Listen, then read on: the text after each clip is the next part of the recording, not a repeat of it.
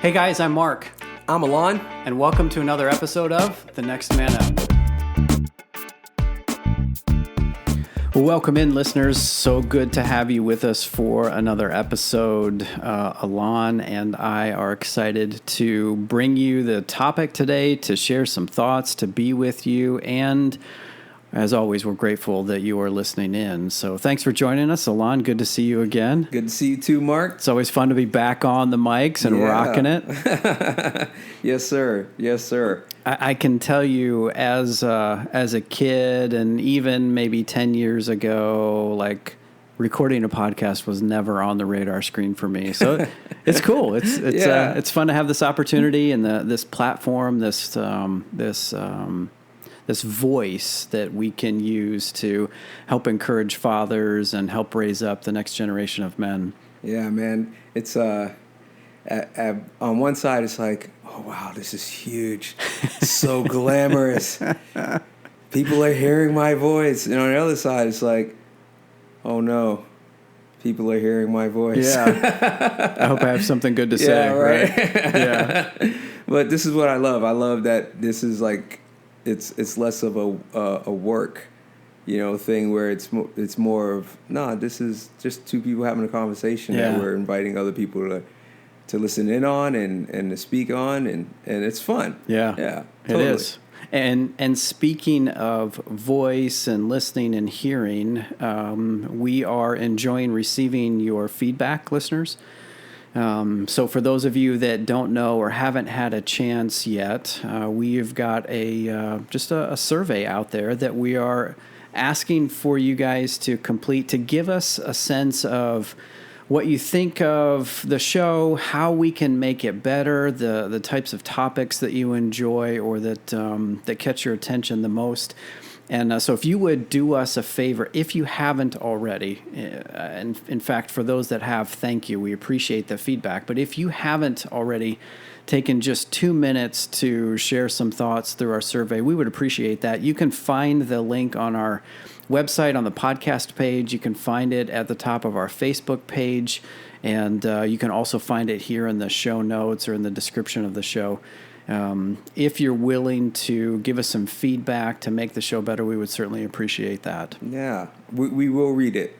We do. Yes. I actually look forward to it and spent some time talking about some of the feedback that we've gotten before we started recording today. So for those of you that have, thank you, and look forward to the rest. And I should also mention that if you want to hit us up directly and just bypass the survey altogether, feel free to get us at feedback@thenextmanup.com. And we're happy to take suggestions, questions, and give you a chance to participate and engage in this show as more than just a listener. Yeah. So, my friend, by the time this show airs, we're going to be fully gearing up for Black Friday and Christmas season and holiday shopping.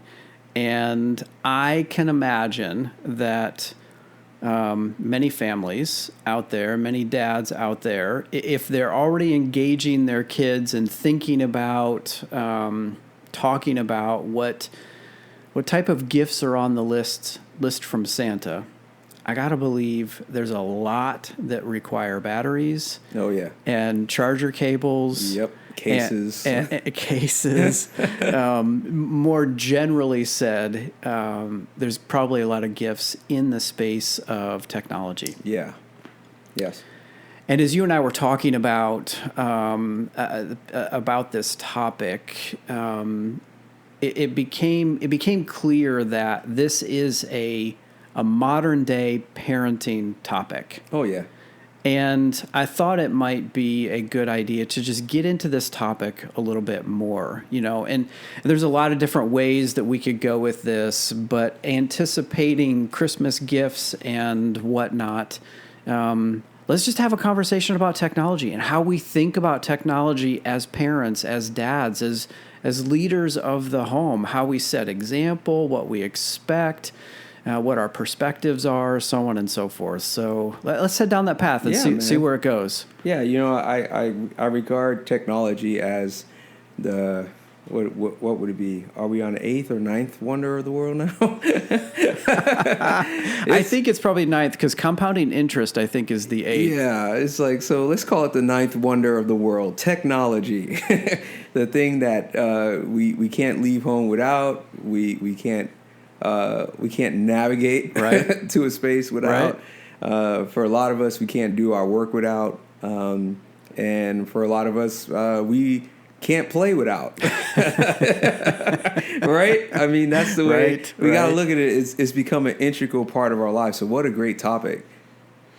So the older I get and the more I parent older kids, the more my perspective shifts a little bit to be less about the day-to-day rules and more about guidelines, philosophies, principles.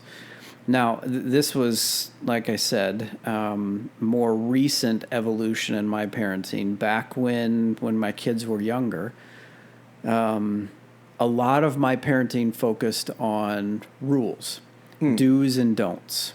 And I think that's certainly an avenue to pursue as a parent.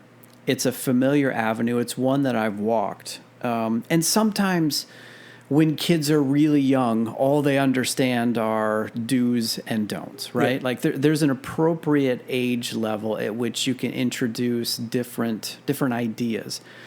But I think I would have benefited as a younger father from somebody encouraging me, challenging me to have a bigger philosophy, a bigger picture, a bigger goal, not just to be like, oh, we have a new technology device in our home. What is the rule about how to use it? Yeah. Do you know what I'm saying? Yeah. Like zoom out, Mark, and talk about, okay, what role does technology play in our family?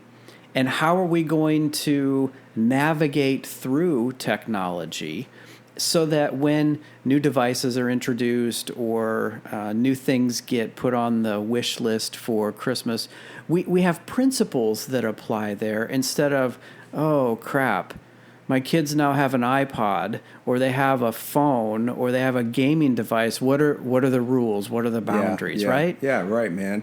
I think it becomes harder when it stays as a rule. Yeah. Like, I think it's a lot more moldable when we look at technology as, well, how are we going to use it and live with it? Yeah. You know, it changes from it when you focus on the word like use, when you focus on the word like live with, or the phrase live with. I think the terminology all of a sudden changes the definition, you know, and so the defining thing for me is, am I going to allow technology to use my family, or am I going to use technology for a tool? And then it becomes a bigger question when we go with the latter. Yeah. You know what I mean? And now it's like, now it's less of restrictions and more, okay, what are the possibilities? And when you look at the possibilities, then opportunities come for your family. Yeah.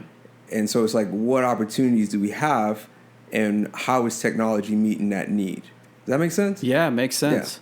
Yeah, so for the listener that's joining in, hoping that we can give them the appropriate age for their first tablet or for their first phone, they're probably going to be disappointed. Yeah, you know, and well, I mean, we crave like the path, right? Yeah. We want someone to help us clear the path. Yeah.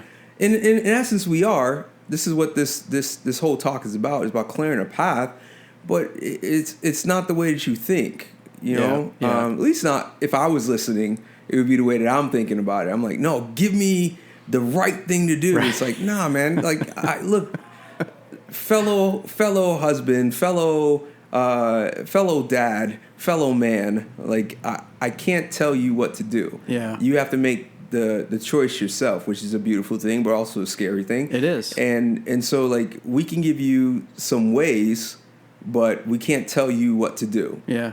We don't. parent the same family. You're not the husband in my family. You're not the father in my family. You're not the grown man in my family. And neither am I in yours. So, like, I can't tell you what to do, but I can give you some choices. Yeah.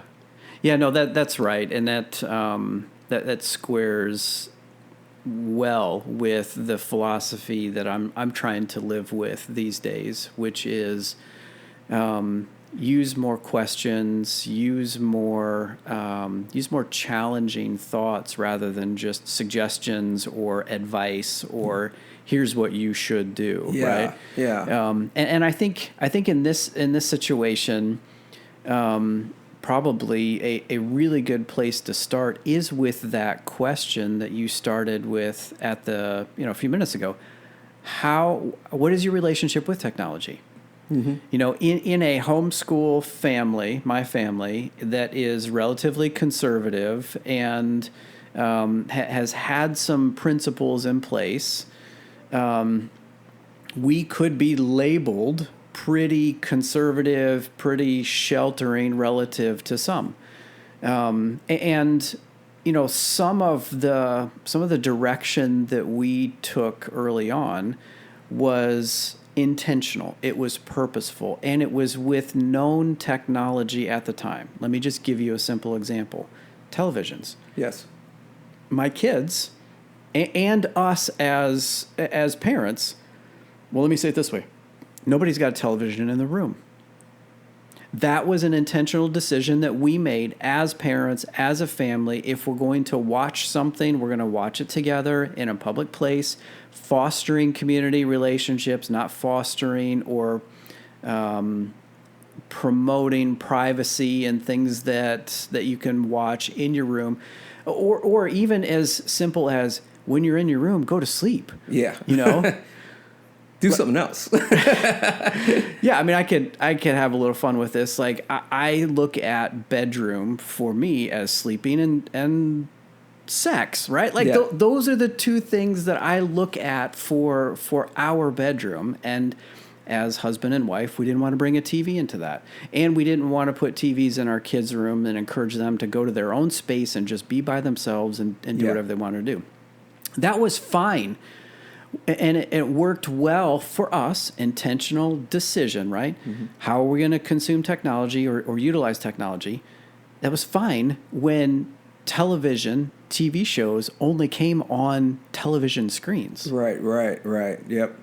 Where we got into some challenge was we weren't out in front of technology development, and we weren't, at least I wasn't seeing these things necessarily as bigger principles that still apply as devices change, as technology evolves and advances, and as we're carrying television screens around in our pockets, right?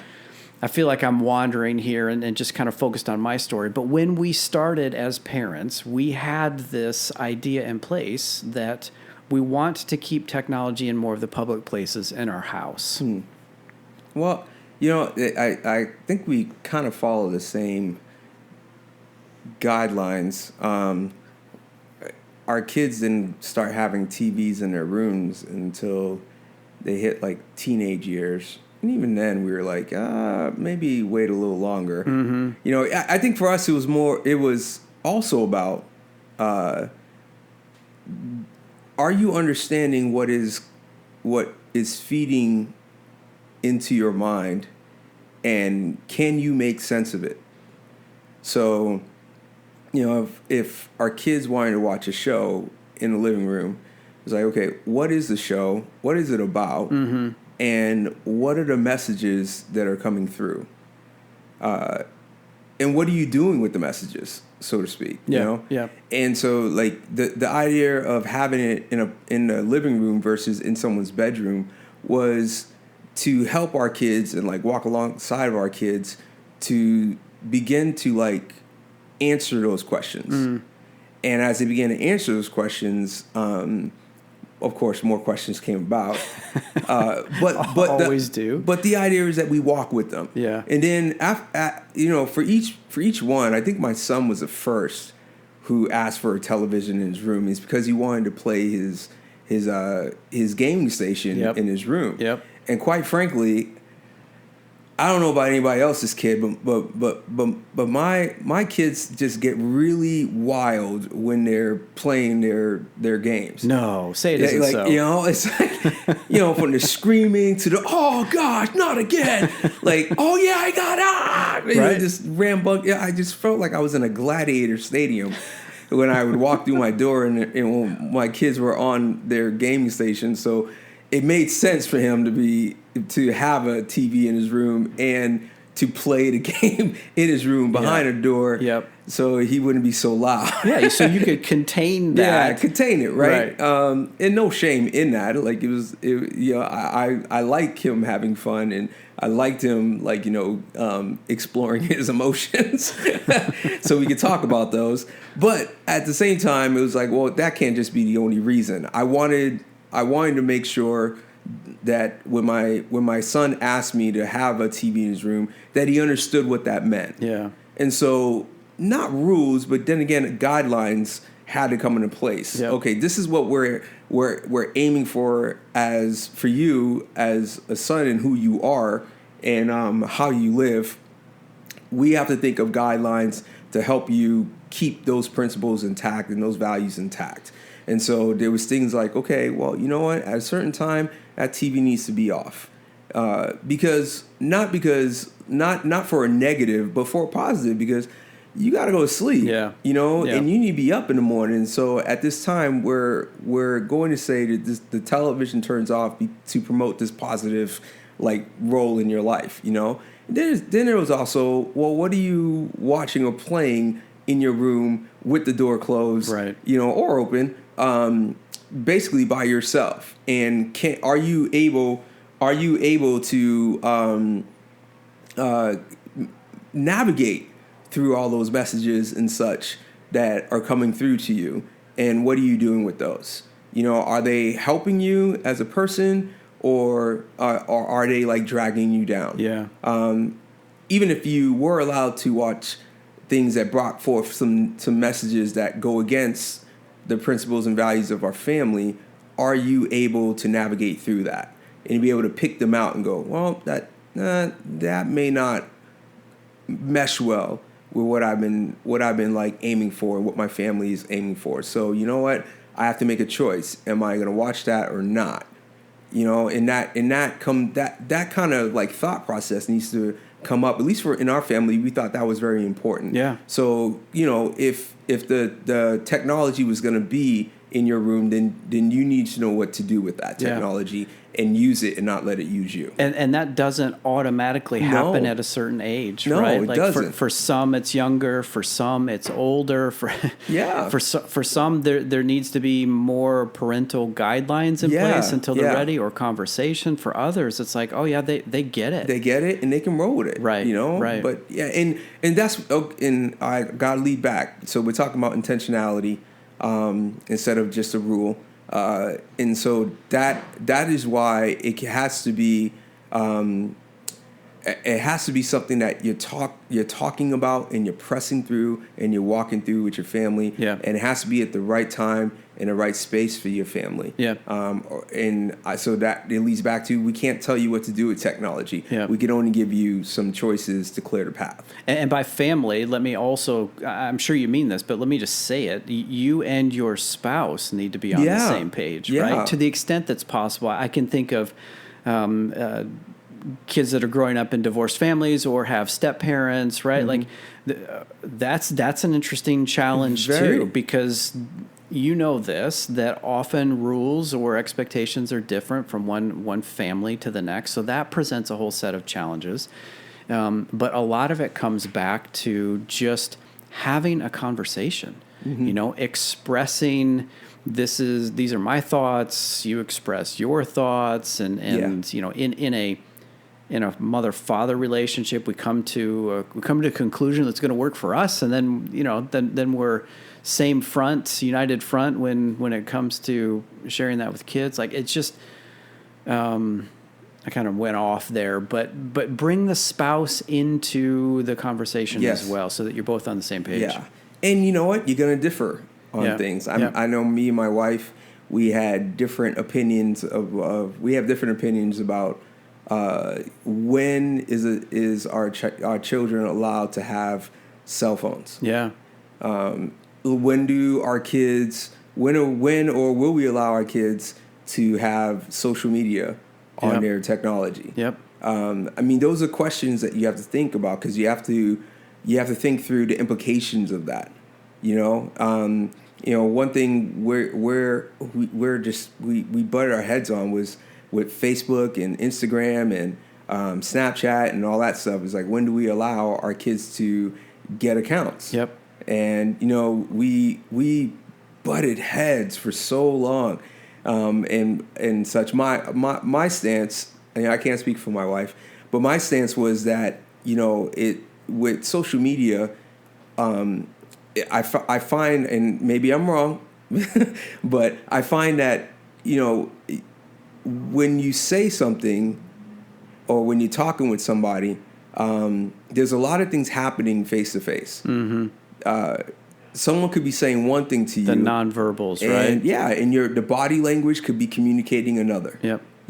And I find it's actually a lot easier just to say something on social media or post something on social media and not have to deal with the consequence. Right. Versus when you are face to face with somebody and saying that. Yeah. Like, I once watched on Twitter two people get in an argument over a theological point, to the point where these two people decided to meet up, and you watch this on social media. It was like, well, I don't agree with you, and then well, I don't care if you don't agree with me. Well, you need to agree with me. I don't need to agree with anything. And then, like, next thing you know, it's like, well, why don't you meet me here? Okay, Oh, well, I'm over here. And then, like, I'm on my way right now. Well, how long are you going to be? I'm going to be about 5 minutes. Well, I'm here now. Where's your car? And it was like, what is I'm instantly going back to on? middle school. Fine, let's meet behind the school. Right?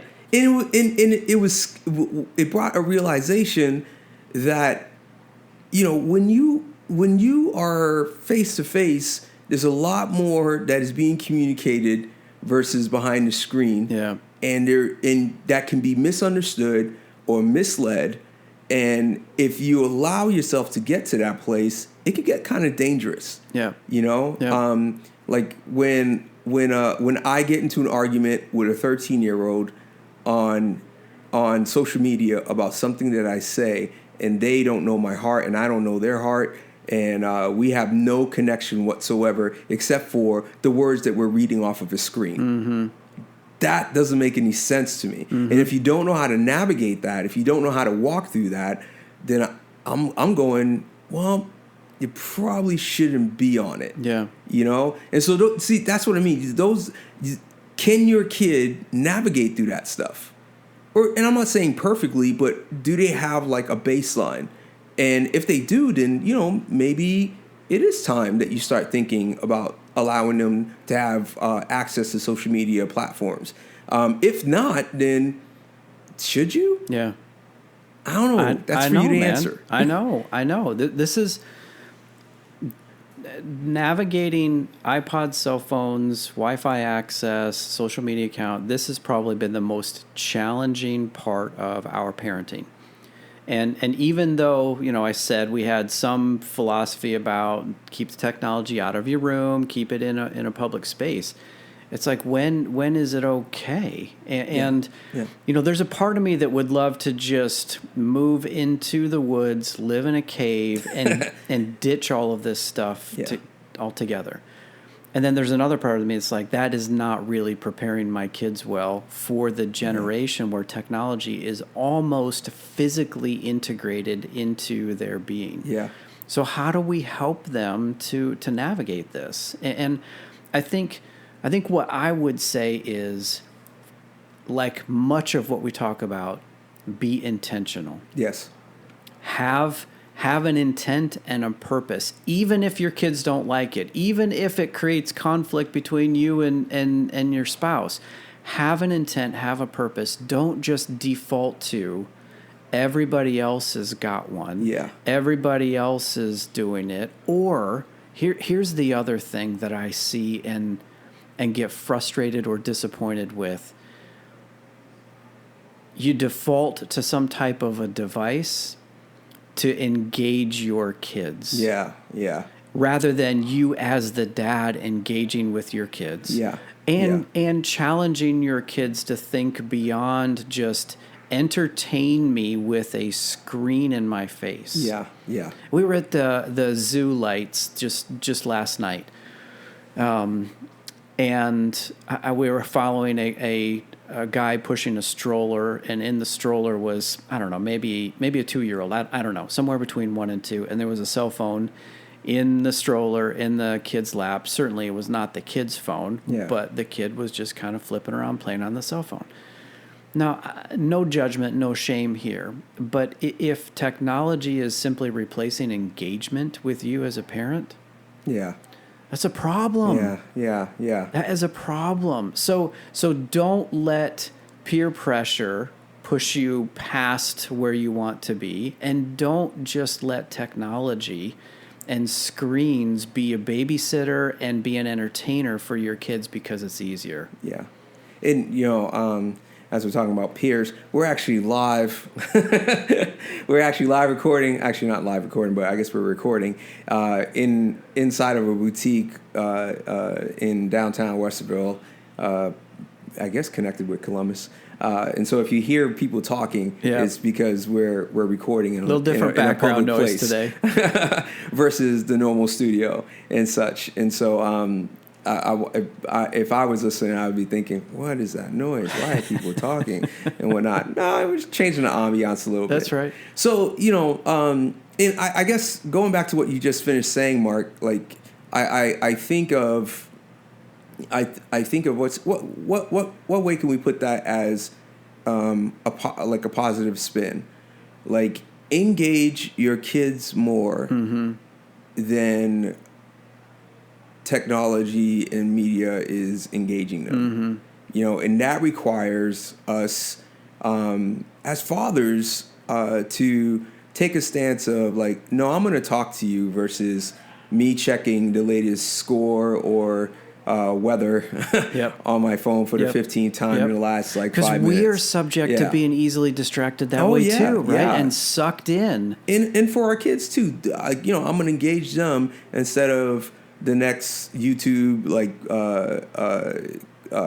video or the next coolest thing to pop on to Instagram or whatever. It's engagement. We have to engage, and when we're engaging our kids, I feel like they're being taught more and they're living more versus just glued to a screen. We managed without devices for thousands and thousands of years. Oh, yeah. And it wouldn't, we're not going to go this way today, but it wouldn't take much to pull out all kinds of studies and statistics that show how technology is rewiring our brains, how social media is increasing anxiety and depression in young people today, so on and so on and so forth. Just because it's available doesn't necessarily mean it's beneficial or it's beneficial at this point or at this season. Yeah. Right. Yeah. And so again, as much as or as limited in giving advice as I prefer in giving, I do still feel strongly about challenging here to not just default. Yeah. Don't just succumb because it's on sale or because the neighbor's 2-year-old just got an iPad and it's for educational purposes. Yeah. Right. Yeah. Yeah. Like, don't just buy into the marketing message, to the algorithmic messages, to this idea that it's required. Yeah.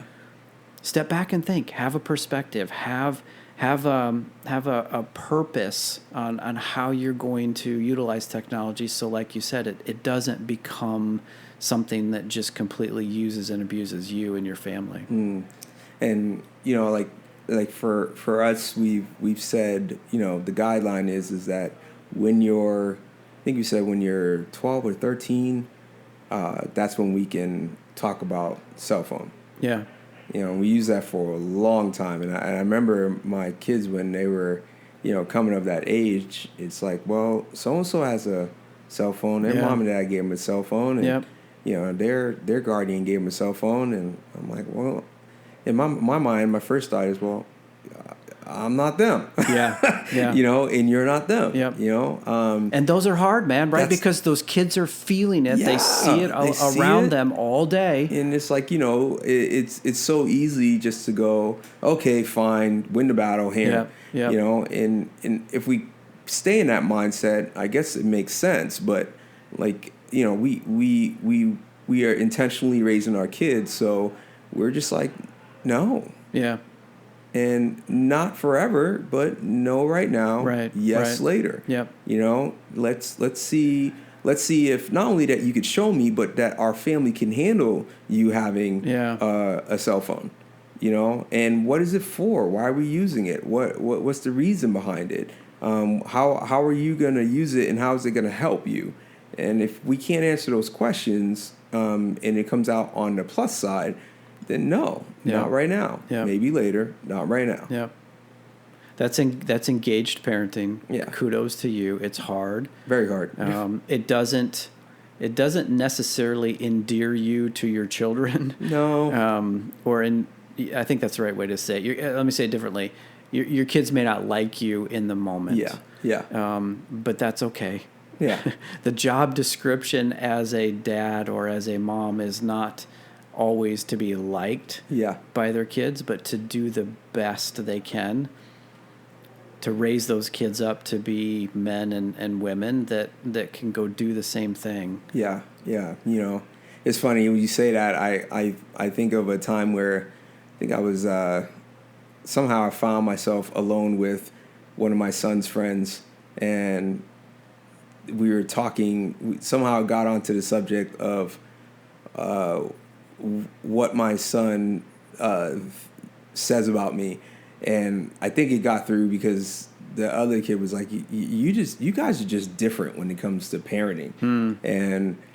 And I was like, is that a bad thing? He's like, no, you're he basically said my son actually appreciates like who I am and what I've done like with him and in his life and whatever. And I was like, huh. Didn't know that. Like, and so, in the immediate, in the moment, it might seem like your kid downright hates you for having guidelines about technology. But honestly, they might actually end up loving you for it and liking you for it. Because you intentionally tried to raise them right when it came to that. Took a stand. Mm-hmm. Yep. Yeah. No, I agree. So for the dad that's listening and is like, you guys have piqued my interest. I'm not sure that I'm really where I want to be in this topic. What would you say is a good takeaway from this conversation? One, think about how your family can use technology and not how technology can just be and end up using your family. Yeah. That's one. So it leads to two, be intentional about how you're using it and allowing your children to use it and partake in technology. Yep. Technology is not going away, friends. It's just not. That's right. And so we have to think through how can we use it for the benefit of our family. And then three, like make guidelines, or like I said in the last episode, norms of how like you're gonna live it out. And it may be hard to do. You might be further down the road, like your kids might be late teenagers and such. But again, if you bring them into the conversation and you help them understand where you're coming from, you can come out with some awesome norms for your family that everybody can buy into and such, versus getting into a fight and just demanding that your kids all of a sudden out of nowhere start living a certain way when it comes to technology. You know what I'm saying? Talk to them, invite them, and in this whole process, number 4, but honestly, it should be back with number 1. Talk to your spouse. Get them into this. Like, you're a family unit. It's not you alone on an island, like as a dictator trying to make rules. It's no, you're bringing people in, and the most important person to bring in on a planet is your spouse. Yep. You know, and so those are the things that I would say would be takeaways. Yeah. The only other thing that I would add, I agree with all 4 of those. The only other thing that I would add is when appropriate, be willing to trust your kids. Yeah. If you've done all of those things, be willing to trust your kids. Yeah. I will admit parenting a little bit out of fear and parenting out of mistakes or just difficulty that my kids had gotten into, or one of my kid had gotten into, and so those instances often influenced how we approach technology. Sure. And what I realized is there were times where I just wasn't trusting my kids, and needed to be willing to do that as a dad, and just to kind of let it go. So anyway, that's the only thing that I would add. Yeah, totally, man. And that, when you say that, I think of like the things that can bring a sense of shaming. Yeah. And so we're passing on like what we're dealing with, and we might be shamed about it. Yep. Onto our kids. And look, your kid is going to make mistakes. Your kid is going to drop the ball. But again, if you're intentionally doing things and you're bringing in conversation, you're learning to trust, there's an opportunity to talk through those things. That's right. And to come out on the other side better. That's right. And such. So. Well, dude, this is a big topic. Yeah. We've been at it for half an hour now. I feel like in some respects we're still only scratching the surface. Yeah. So we may have to come back to this one down the road. Yes, sir. But good thoughts and timely, I think, this time of year as we're thinking about Christmas gifts and all of the marketing messages and all of the new technology out there. Dads, what's your plan? And how are you engaging your spouse and your family to be intentional about this? That's the challenge that we bring forth today. Absolutely. So, all right, man. Well, as always, thanks, man. All right. Listeners, thanks for journeying with us. And until next time. Adios. Adios.